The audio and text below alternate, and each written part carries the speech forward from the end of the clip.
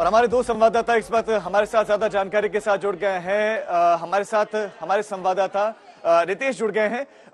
चूंकि जेजे अस्पताल से निकल गए, बताया जा रहा है संजय राउत और उद्धव ठाकरे संजय राउत के घर पर हैं। इस वक्त वहां पर क्या चल रहा है? क्या अभी भी उद्धव ठाकरे वहीं पर मौजूद हैं? क्या एग्जैक्टली और क्या बातचीत परिवार से उन्होंने की?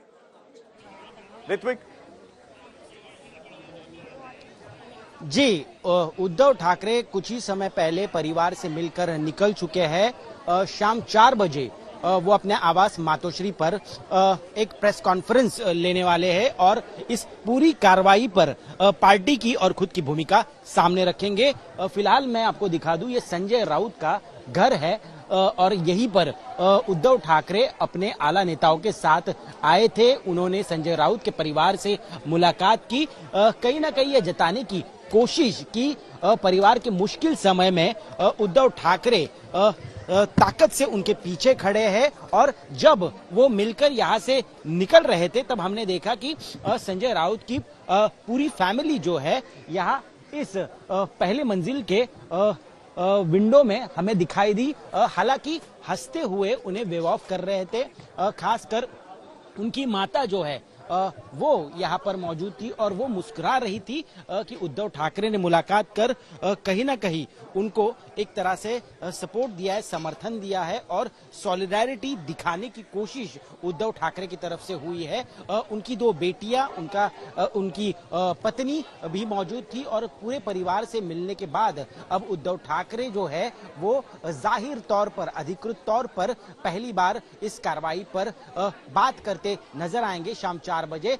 लेकिन उससे पहले बता दूं कि उद्धव ठाकरे की ये मूव, इस तरह से परिवार को मिलना, संजय राउत के परिवार को मिलना, कहीं ना कहीं ये जताता है कि अब उद्धव ठाकरे वो नेता नहीं रहे जो अपने ही पार्टी के कार्यकर्ताओं से, विधायकों से, सांसदों से नहीं मिलते, बल्कि उनके घर पर जाकर उनसे मुलाकात करने की कोशिश यही दिखा रही है कि पार्टी को कहीं ना कहीं रिवाइव करने की कोशिश उद्धव ठाकरे कर रहे हैं। ठीक है ऋत्विक, किस तरह से अब संजय दत्त जो हैं वो भारी मुसीबत में फंस गए हैं गिरफ्तारी के बाद?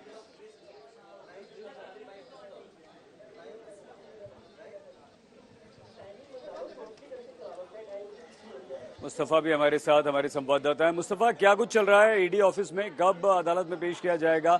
क्या वहां पर हलचल है?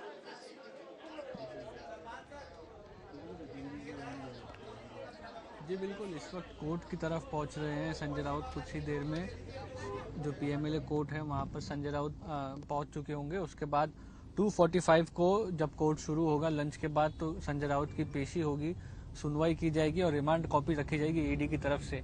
ये पहली बार है जब ईडी ये बताती हुई नजर आएगी कि आखिरकार संजय राउत के खिलाफ क्या सबूत है जिनके बिना पर उनको गिरफ्तार किया गया है। तो अभी जो मेडिकल टेस्ट हैं वो करा के अब संजय राउत निकले हुए हैं और ये आप कह सकते हैं कि ईडी का जो कॉन्वॉय है उनको लेकर के अब कुछ ही मिनटों में, 5 से 10 मिनटों में ये जो है ये सेशंस कोर्ट मुंबई का उधर पहुंच जाएगा। वहाँ पे पीएमएलए कोर्ट है, वहाँ पर ये जो कस्टडी की हियरिंग है संजय राउत की वो होगी और उसमें डिसाइड होगा कि कितनी police ED custody Sanjay Raut को दी जाती है। तो ये एक देखना दिलचस्प होगा, क्योंकि ऐसा लग रहा है कि ईडी तकरीबन 14 दिनों की जो है मैक्सिमम पुलिस रिमांड मांगने की कोशिश करेगी। कोर्ट कितने दिन की रिमांड मांगती है ये देखना रहेगा। मुस्तफा, ईडी की पूरी कार्रवाई के बाद आपको लगता है कि पुख्ता सबूत हाथ लग गए हैं संजय राउत के विरुद्ध?